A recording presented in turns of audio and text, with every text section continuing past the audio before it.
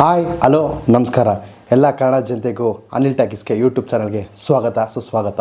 ಇವತ್ತಿನ ವಿಷಯ ಏನಪ್ಪ ಅಂತಂದರೆ, ಒಬ್ಬ ತಮಿಳ್ನಾಡಿನ ಯೂಟ್ಯೂಬರ್ ಇಲ್ಲಿ ಇಂಡಿಯಾದಲ್ಲಿರೋ ಇಲ್ಲೀಗಲ್ನ ದುಬೈಲಿರೋ ಲೀಗಲ್ನೆಸ್ನ ಅಲ್ಲಿಂದ ತಂದು ಮಿಸ್ಯೂಸ್ ಮಾಡಿ ನೋಟಿಸನ್ನು ತೊಗೊಂಡಿದ್ದಾರೆ. ಅದೇನು ವಿಷಯ ಅಂತ ತಿಳ್ಕೊಳ್ಳೋಕ್ಕೂ ಮುಂಚೆ ನಾನು ಯೂಟ್ಯೂಬ್ ಚಾನಲ್ ಸಬ್ಸ್ಕ್ರೈಬ್ ಮಾಡಿಲ್ಲ, ದಯವಿಟ್ಟು ಸಬ್ಸ್ಕ್ರೈಬ್ ಆಗ್ಬಿಡಿ. ತಮಿಳ್ನಾಡಿನ ಒಬ್ಬ ಇರ್ಫಾನ್ ಅನ್ನೋ ಯೂಟ್ಯೂಬರು ಸ್ಮಾಲ್ ಯೂಟ್ಯೂಬರು ಅವ್ರು ಬರ್ತಾ ಒಂದು ಫುಡ್ ವ್ಲಾಗ್ ಮಾಡ್ತಾ ಇರ್ತಾರೆ.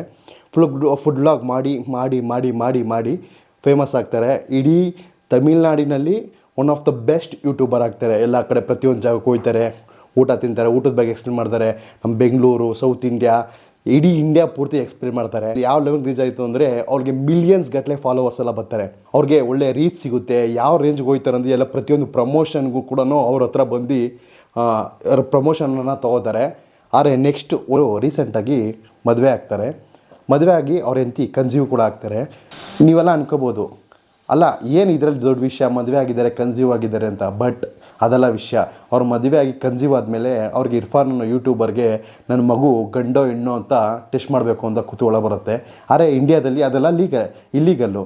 ಏನು ಚೆಕ್ಕೆಲ್ಲ ಮಾಡಿಸಂಗಿಲ್ಲ. ಬಿಕಾಸ್ ಹೆಣ್ಣು ಅಂತ ಏನಂತಂದರೆ ಪ್ರೀವಿಯಸ್ಸಲ್ಲೆಲ್ಲ ಹೆಣ್ಣು ಮಗು ಅಂತ ಗೊತ್ತಾಯ್ತಿದ್ದಂಗೆ ನನಗೆ ಹೆಣ್ಮಗು ಬೇಡ ಅಂದ್ಬಿಟ್ಟು ಅಂತಂದರೆ ಹೊಟ್ಟೆ ಒಡನೆ ಸಾಯಿಸುವಂಥದ್ದೆಲ್ಲ ಈ ಥರದ್ದೆಲ್ಲ ತುಂಬ ಪ್ರಕರಣಗಳು ನೀವೆಲ್ಲ ನೋಡಿರ್ಬೋದು. ಎಂತಕ್ಕಂದರೆ ಹೆಣ್ಮಗುಗೆ ಅದಕ್ಕೋಸ್ಕರ ಅವ್ರು ಏನು ಮಾಡ್ತಾರೆ, ದುಬೈಯಲ್ಲಿ ಇದು ಗಂಡೋ ಹೆಣ್ಣೋ ಅಂತ ಚೆಕ್ ಮಾಡಿ ಹೇಳೋವಂಥದ್ದು ಲೀಗಲ್.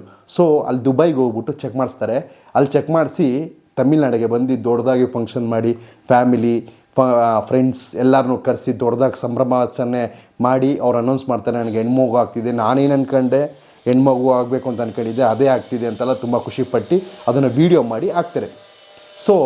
ವೀಡಿಯೋ ಮಾಡಿ ಹಾಕೋದಕ್ಕೆ ಅದನ್ನು ಎಲ್ಲ ಕೂಡ ವೈರಲ್ ಆಗುತ್ತೆ. ವೀಡಿಯೋ ನಾರ್ಮಲಾಗಿ ಅವರು ಮಿಲಿಯನ್ ಗಟ್ಟಲೆ ವ್ಯೂ ಇರೋದ್ರಿಂದ ನಾರ್ಮಲಾಗಿ ವೀಡಿಯೋ ವೈರಲ್ ಆಗುತ್ತೆ. ಬಟ್ ಒಂದು ಥಿಂಗ್ ಏನಾಗುತ್ತೆ ಅಂತಂದರೆ, ಇದರಿಂದ ರಾಂಗ್ ಮೆಸೇಜು ಕೂಡ ಹೋಗುತ್ತೆ. ಏನು ರಾಂಗ್ ಮೆಸೇಜು ಅಂತ ನೀವು ಅನ್ಕೋಬೋದು. ಇವಾಗ ಯಾರೇ ಆಗಲಿ, ಈಗ ಇವ್ರು ಈ ಥರ ಮಾಡಿದ್ದಾರೆ, ದುಬೈಗೆ ಹೋಗಿ ನಾವು ಕೂಡ ಟೆಸ್ಟ್ ಮಾಡಿಸ್ಕೊಂಬರೋಣ ಅಂತ ಎಲ್ಲರಿಗೂ ಪ್ರತಿಯೊಬ್ಬರಿಗೆ ಒಂದು ತಪ್ಪು ಮೆಸೇಜ್ ಹೋಗುತ್ತೆ. ನಾವು ಕೂಡ ಗಂಡ ಏನಂತ ಚೆಕ್ ಮಾಡಿಸ್ಕೊಂಬಿಡಮ್ಮ, ಹೆಣ್ಣಾಗಿದ್ದರೆ ಅಂದರೆ ಅಲ್ಲೇ ಭ್ರೂಣ ಹತ್ಯೆ ಮಾಡೋವಂಥ ಚಾನ್ಸಸ್ಗಳು ತುಂಬ ಇರ್ತವೆ. ಯಾವಾಗ ಈ ವಿಡಿಯೋ ವೈರಲ್ ಆಯ್ತಿದ್ದಂಗೆ ಅವರು ಅದನ್ನು ಡಿಲೀಟ್ ಮಾಡಿದ್ದಾರೆ ವಿಡಿಯೋನ. ಇರ್ಫಾನ್ ಅನ್ನೋರು ಹೆಣ್ಣು ಮಗು ಹುಡ್ತಿದೆ, ಖುಷಿ ಪಡ್ತಿದ್ದಾರೆ ಅನ್ನೋದು ಖುಷಿ ವಿಷಯ. ಬಟ್ ಎಲ್ಲರೂ ಇದೇ ಥರ ತೊಗೋಬೇಕಲ್ವಾ? ಒಂದಂತೂ ಗ್ಯಾಪ್ನ ಇಟ್ಕೊಳ್ಳೇಬೇಕು. ಈ ಥರ ಇವ್ರು ಮಾಡಿದ್ದಾರೆ ಅಂತೇಳಿ ಪ್ರತಿಯೊಬ್ಬರು ಮಾಡೋದಂತೂ ನಿಜ.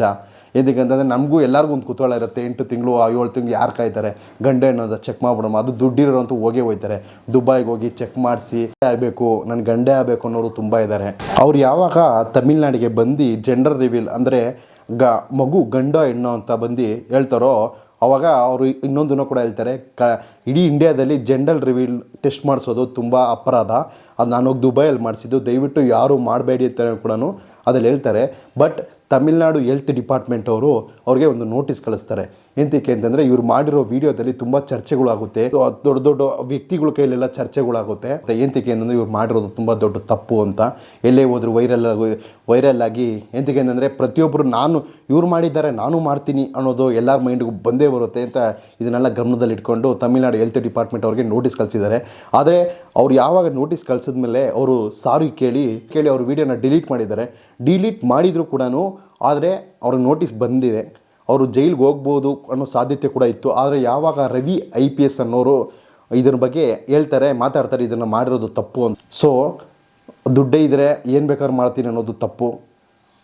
ಈ ಭಾರತದಲ್ಲಿ ನಾವು ಹುಟ್ಟಿದ್ದೀವಿ ಅಂತಂದರೆ ಅಲ್ಲಿ ಏನೇ ಕಾನೂನು ಇದ್ರೂ ಅದನ್ನು ಪಾಲಿಸಲೇಬೇಕು. ಇರ್ಫಾನ್ ಅನ್ನೋರು ಮಾಡಿರೋದು ತಪ್ಪ ಸರಿನಾ ಅಂತ ದಯವಿಟ್ಟು ಕಮೆಂಟ್ ಸೆಕ್ಷನಲ್ಲಿ ಸಿಕ್ಸಿ. ಇದೇ ಥರ ಇಂಟ್ರೆಸ್ಟಿಂಗ್ ಆಗಿರೋ ನ್ಯೂಸ್ ಬೇಕು ಅಂತಂದ್ರೂ ದಯವಿಟ್ಟು ನನ್ನ ಚಾನಲ್ನ ಸಬ್ಸ್ಕ್ರೈಬ್ ಮಾಡಿ. ಧನ್ಯವಾದಗಳು.